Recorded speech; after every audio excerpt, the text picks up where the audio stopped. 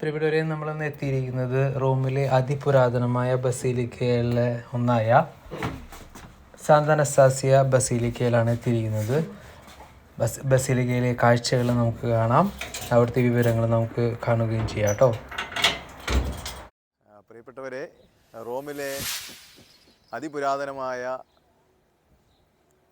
ബസീലിക്ക അനസ്താസിയയുടെ മുമ്പിലാണ് നമ്മളിപ്പോൾ. റോമിലെ തന്നെ ആദ്യത്തെ ദേവാലയങ്ങളിൽ ഒന്നാണിത്.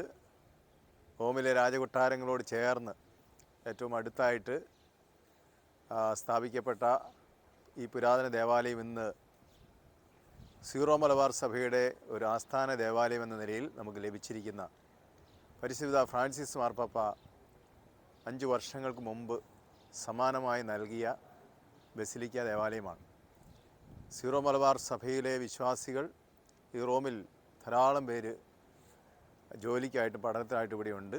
അവരുടെ എല്ലാം ആത്മീയ ആവശ്യങ്ങൾ പരിഗണിച്ചുകൊണ്ടാണ് ഈ ബസിലിക്ക നമുക്ക് ഉപയോഗത്തിനായിട്ട് റോമാ രൂപത, പ്രത്യേകിച്ച് പരിശുദ്ധ പിതാവ് നൽകിയിരിക്കുന്നത്.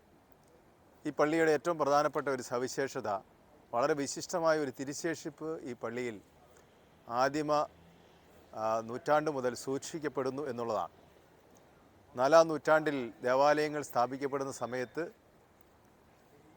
യൗസേപ്പ് പിതാവിൻ്റെ മേലങ്കി ജെറുസലേമിൽ നിന്ന് കൊണ്ടുവന്ന് ഇവിടെ സ്ഥാപിച്ചു എന്നാണ് വിശ്വസിക്കപ്പെടുന്നത്. അതിനെക്കുറിച്ചുള്ള പാരമ്പര്യം വിശുദ്ധ ജെറോം ജെറൂസലേമിൽ നിന്നും അവിടുത്തെ സഭാവിശ്വാസികൾ, പ്രത്യേകിച്ച് ജെറൂസലേമിലെ ആദിമ സഭ സൂക്ഷിച്ചിരുന്ന വിശിഷ്ട വസ്തുവായ യൗസേപ്പ് പിതാവിൻ്റെ അങ്കി, മന്ദല്ലോ ദി സാൻ ജുസപ്പെ എന്നാണ് ഇറ്റാലിയിൽ പറയുക. മന്ദല്ലോ എന്ന് പറഞ്ഞാൽ അങ്കി, ക്ലോക്ക് ഓഫ് സെൻറ്റ് ജോസഫ്.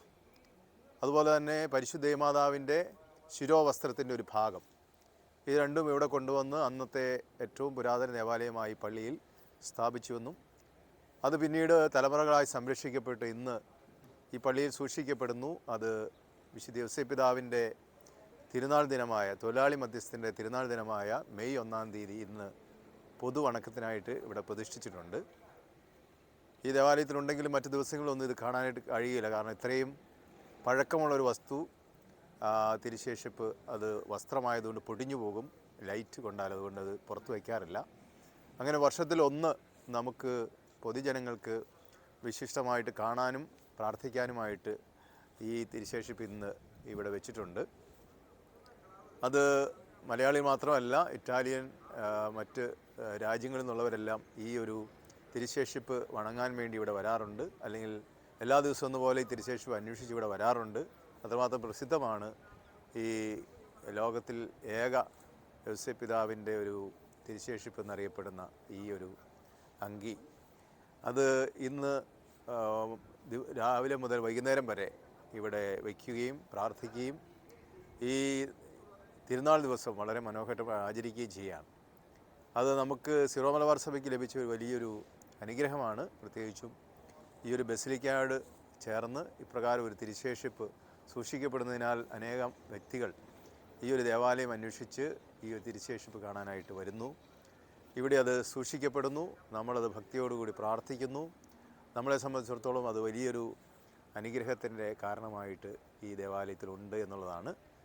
അപ്പോൾ ഈ നല്ല ദിവസത്തിൽ വിശുദ്ധ യൗസേപ്പ് പിതാവിൻ്റെ മധ്യസ്ഥം വഴി, പ്രത്യേകിച്ച് തൊഴിലിൻ്റെ മഹത്വം നമ്മുടെ ജീവിതത്തിൽ കാണിച്ചു തന്ന തച്ചനും തച്ചൻ്റെ മകനും നമ്മുടെ തൊഴിൽ രംഗങ്ങളെയെല്ലാം പ്രത്യേകമായിട്ട് ആശീർവദിക്കട്ടെ എന്ന് ഞാൻ പ്രാർത്ഥിക്കുന്നു. നിങ്ങൾക്ക് തിരുനാൾ മംഗളങ്ങൾ സ്നേഹപൂർവ്വം നേരുന്നു. ഇന്നത്തെ കാഴ്ച നിങ്ങൾക്ക് ഇഷ്ടപ്പെട്ടു എന്നുണ്ടെങ്കിൽ മാക്സിമം നിങ്ങൾ സബ്സ്ക്രൈബ് ചെയ്യുക. നിങ്ങൾ കൂടുതൽ തുടർന്ന് വീഡിയോസ് കാണുകയും ചെയ്യുക. അപ്പോൾ താങ്ക് യു. നിങ്ങളുടെ സഹകരണത്തിന് എല്ലാത്തിനും നന്ദി കേട്ടോ. അപ്പോൾ നമുക്ക് വീണ്ടും അടുത്ത വീഡിയോയിൽ കാണാം. ഓക്കേ.